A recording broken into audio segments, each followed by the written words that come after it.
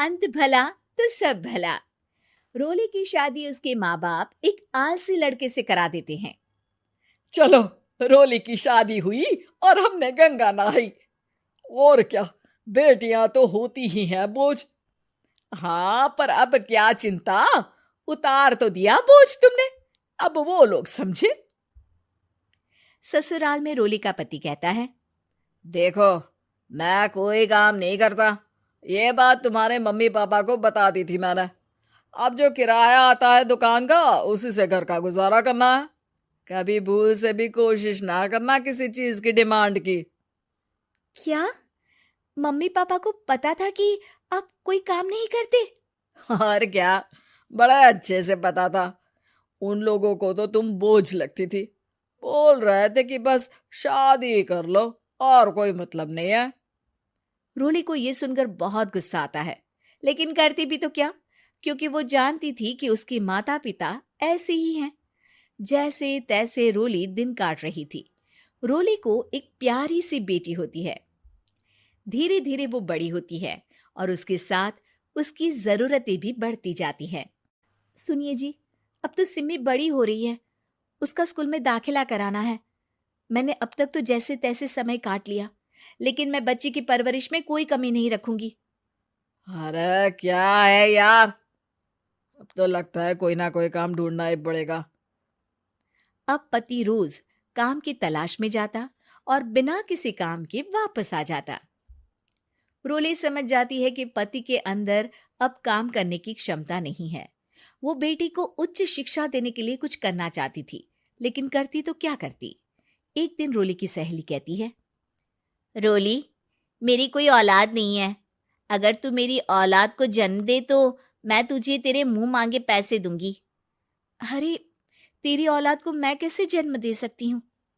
Surrogacy से। बच्चा मेरा और वैभव का ही होगा, लेकिन कोख तेरी होगी। ये संभव है रोली।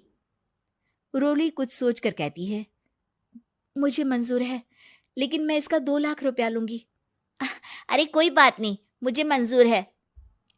रोली खुश हो जाती है कि एक बच्चा पैदा करने का उसे 2 लाख रुपया मिलेगा। वो घर आकर पति को बताती है, वो भी खुश हो जाता है। अब क्या था, डॉक्टर के पास जाकर सहेली का बच्चा रोली की कोख में पलने लगता है।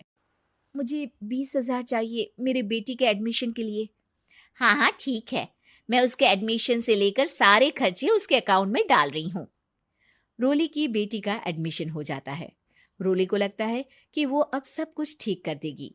दिन और महीने आगे बढ़ते हैं। अब एक दिन, एक बात कहूं जी, काश इस बच्चे को मैं रख पाती। मैं अब इससे काफी जुड़ गई हूँ। अरे यार, पता नहीं किसका बच्चा है, अपने पास है ना अपनी मुन्नी।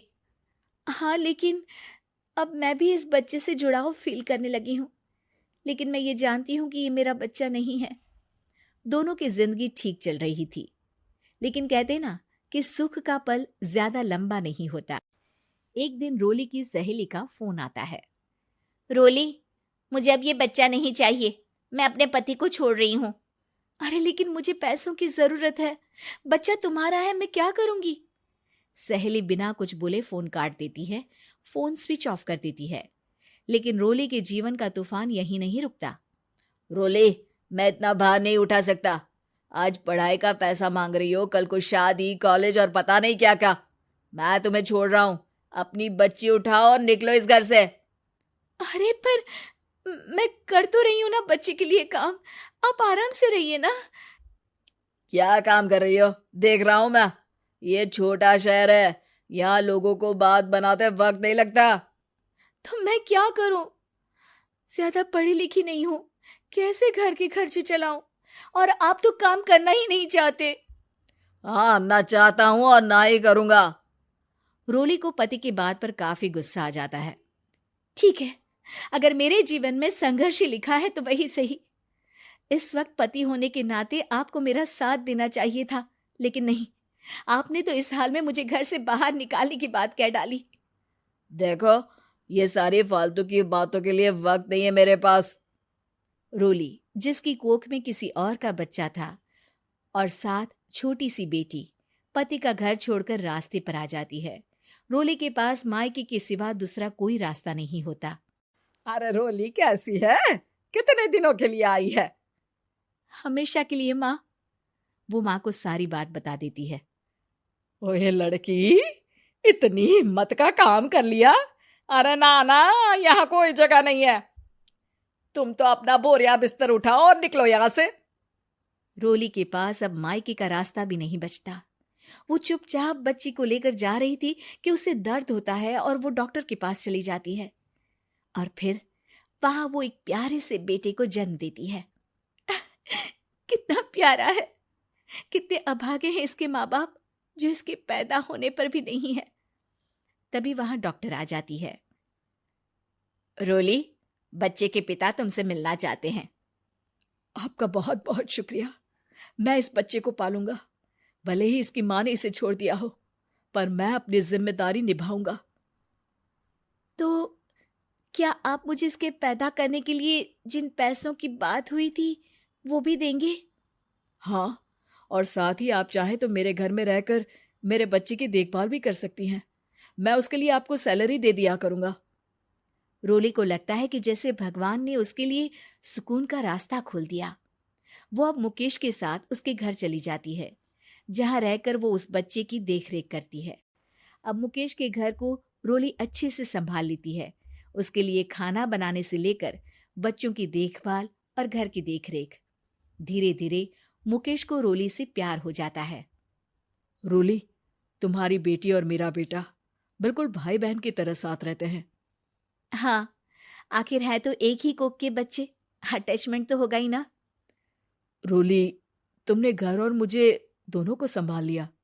ये तो मेरा काम है। आपने भी तो मुझे छत दी जिससे मैं अपनी बेटी की पढ़ाई और भविष्य के लिए पैसे जोड़ सकूं। अब रोली, क्या तुम मुझसे शादी करोगी? अब मैं जानता हूं तुम्हारी भी शादी कुछ खास अच्छी नहीं रही। रोली को मुकेश की बात ठीक लगती है। वो उसे हाँ बोलने की सोच ही रही होती है कि उसके पहले पति का फोन आ जाता है। रोली, मैं बहुत परेशान हूं। मेरा एक्सीडेंट हो गया है। मैं चाहता हूं तुम वापस आ जाओ। रोली को पुराने पति की चिंता होने लगती है। वो सोचती है कि वो क्या कर रही थी। हाँ हाँ ठीक है, मैं आ रही हूँ। हाँ रोली, आ जाओ, लेकिन बच्ची को कहीं हॉस्टल में छोड़कर आना, क्योंकि मैं नहीं चाहता कि हम लोगों के बीच फिर से वो सारी बातें हो।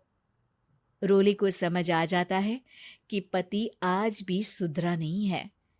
वो पति के पास जाने से इनकार कर मुकेश को हाँ कर देती है।